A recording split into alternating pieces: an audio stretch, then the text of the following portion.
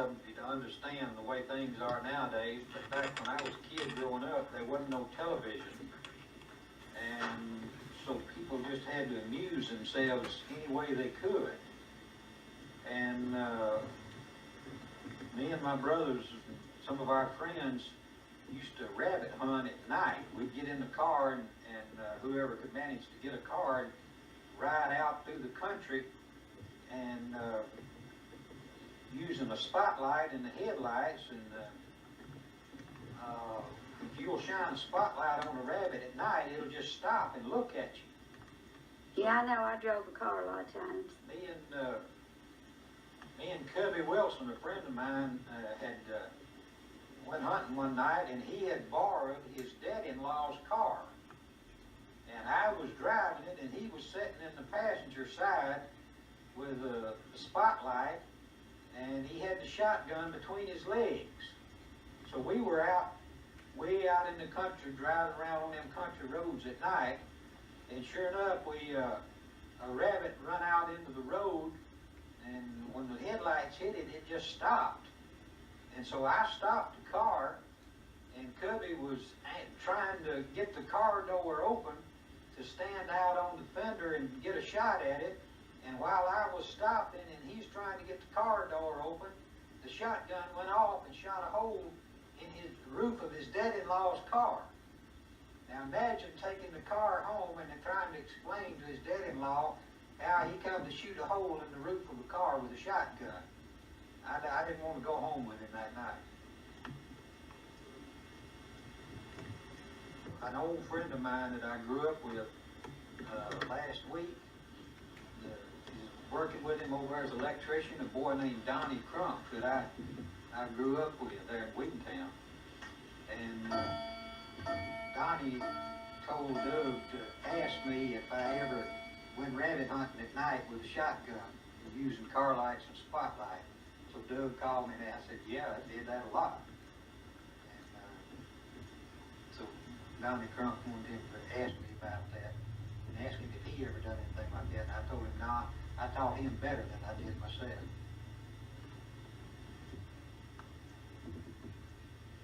You did whatever you could to amuse yourself. Like slipping out and going swimming? Oh, yeah. I did that 100 times. I got the hell beat out of me every time. Because every time you'd come in after you'd been in the water for a couple hours, your hands would be wrinkled up, so Mom would know you'd been swimming.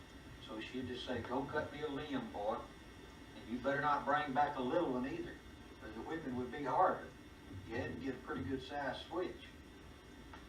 An appropriate size switch. So every time switch to fit the crime? Yeah, every time we'd slip off and go swimming, we'd get the hell beat. Mostly it happened on Sunday afternoon.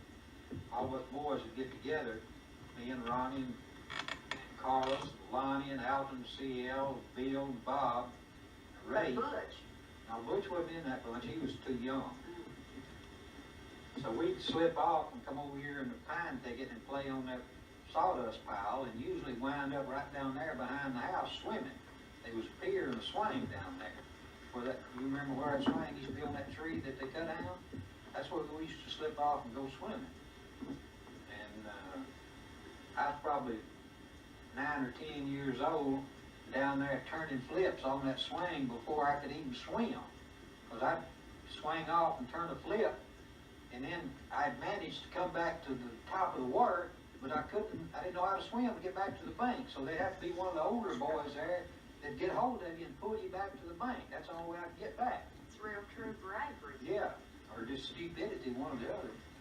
So every Sunday, late Sunday evening, we'd get back home, and Mom would see your hands all wrinkled up and know that we'd slipped off and went swimming. So we'd have to go cut a switch and get the pure hell beat out of us. And then next Sunday we'd do the same thing.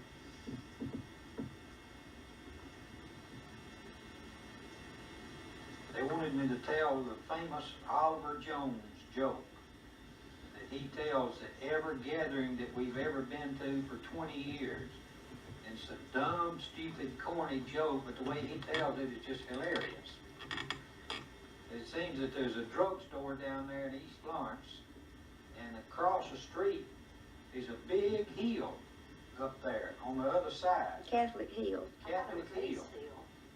And so we had no money and we just had to amuse ourselves. And so we stole a coffin from the funeral home and got out there and was riding up and down the road on it. And Oliver laid down in the coffin and we pushed him off that hill, and he went off the hill and across the street and into the front door of the drugstore and rolled back and hit the prescription counter.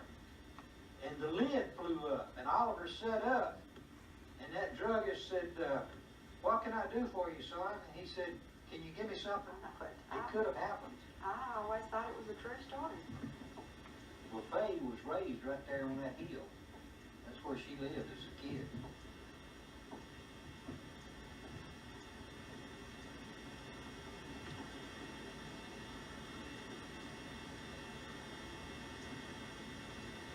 Is everybody getting silent?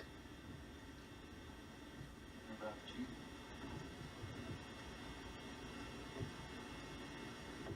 I don't tell that. Why? That's not an appropriate story. Not for the cookbook. No. Well, I didn't say for the cookbook. That's a lewd and obscene story, and we're not acceptable in mixed company. The story in the river? No, we throw him in the creek, in the cold creek. And he turned out to be the principal of our high school.